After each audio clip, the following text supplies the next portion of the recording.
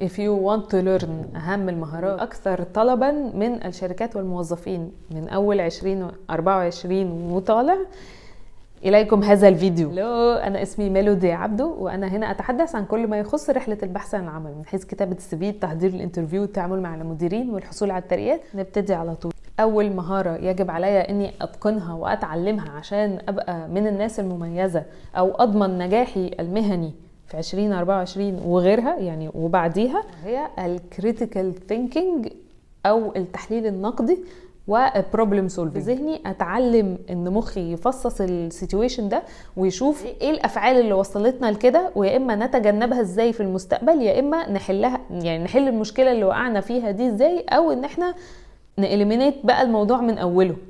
والبروبلم سولفينج طبعا هو ان انا اخلق حلول او اعطي حلول، اقترح حلول للحاجات اللي احنا بنواجهها دلوقتي. طبعا لما نقترح حلول بنقترح بتتنفذ ازاي، وايه النتائج اللي احنا ممكن نشوفها منها او المفروض نشوفها منها. تاني مهارة يجب علينا ان احنا نتقنها هي الاجيليتي والادابتابيليتي. اجيليتي مقصود بيها خفة الحركة، انا اكون خفيفة. يعني لو احنا المفروض مخططين ان احنا ماشيين في الاتجاه ده وعايزين نوصل للنتائج دي، ام طلع لنا قانون او حاجة حصلت وقفت الطريق خالص، ومثلا ما بقاش ينفع ان احنا نمشي في الاتجاه ده تاني، انا على طول اقوم محركة نفسي وماشية في اتجاه تاني، بحيث ان برضو الدنيا تفضل ماشية عادي.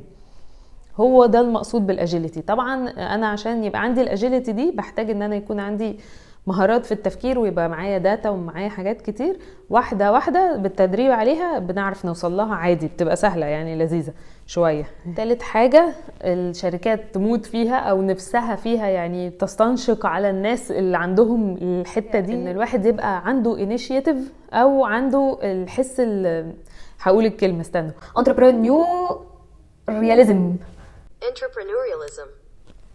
هي دي. والمقصود بهذه المهارة كأني عندي حس بالمسؤولية في الشغل شديد، كأن الحاجة دي بتاعتي، يعني الفلوس بتاعتي، الشغل بتاعي، السمعة بتاعتي، كل حاجة بتاعتي، وانه انا على استعداد ان انا ابذل قصارى جهدي عشان الحاجات دي دايما تبقى على الستاندردز المعينة. يعني بتعامل مع المكان ده كأنه بتاعي انا، لو في حاجة في خطر فكأنه انا في خطر. الحته دي مش عارفه دي رقم كام، رابع حاجه تقريبا، هي الاخيره في الفيديو ده. يكون عندي المهارات الاجتماعيه في التعامل مع البشر والتعاون معهم في تنفيذ الحاجات او المهام. يعني في كالتشرز كتير، كالتشر دي ممكن يكون مقصود بيها ناس مثلا كبار في السن، او ناس من اللي لسه متخرجين، او الاندر جرادويتس. في فرق في الاجيال بطريقه تفكيرها بالحاجات اللي هي بتهتم بيها والحاجات دي كلها، وبالتبعيه في الطريقه اللي بتتعامل بيها. او حتى لو احنا مع بلاد تانية بقى، اعرف لما اتعامل معاهم نطلع نتائج في الشغل كويسة.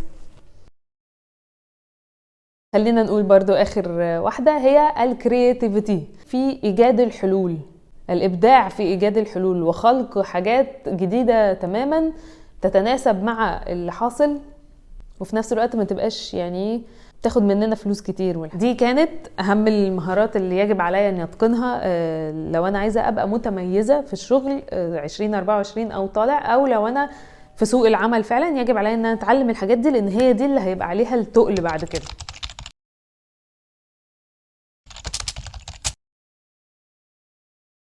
شكرا ليكم على هذا الفيديو، سعيده ان احنا قعدنا فيه مع بعض. انا اسمي ميلودي عبدو، اي بوست تقريبا كل يوم الساعه 9 مساء توقيت القاهره.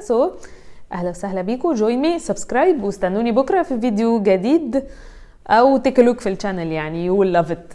I know you will love it. سنه سعيده، اهداف حلوه، تحقيقات لطيفه، او هدوء مش لازم نحقق، بس ممكن نبقى راضيين كده وهادين باذن الله. القاكم غدا ان شاء الله فيديو جديد. تحياتي، باي باي.